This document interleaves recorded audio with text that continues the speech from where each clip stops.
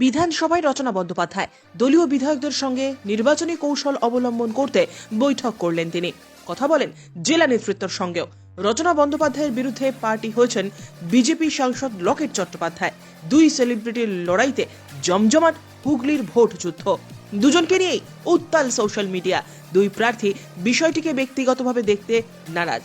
এটা আদর্শের লড়াই, এটা নীতির লড়াই বলে মনে করেন দুই সেলিব্রিটি।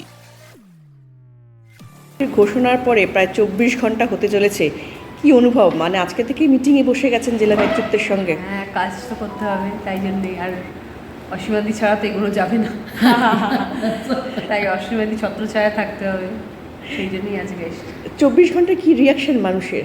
দারুণ রিয়াকশন, আমি অভিভূত। আমি ভাবতে পারিনি মানুষের এত ভালোবাসা, সাপোর্ট পাবো। আমি ভেবেছিলাম অনেকে বলবে যে কেন রাজনীতিতে আসলেন, কিন্তু আমি সত্যিই খুব খুশি হলাম মানুষের রিয়াকশন দেখে। আপনার নিকটতম প্রতিদ্বন্দ্বিনী আপনার কি বক্তব্য?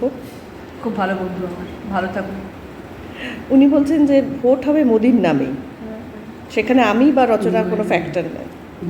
সেটা তার বিশ্বাস, সে সেই কথা বলছেন, সেটা তার পরিপ্রেক্ষিতে সে বলছেন। আমার পরিপ্রেক্ষিতে যদি আমি বলি, আমি বলবো যে মোদি ভার্সেস মমতা যদি সে বলে, আমি বলবো যে মোদির ছত্রছায়া রয়েছে লকেট চ্যাটার্জি, আর মমতা ব্যানার্জির ছত্রছায়া রয়েছে রচনা ব্যানার্জি।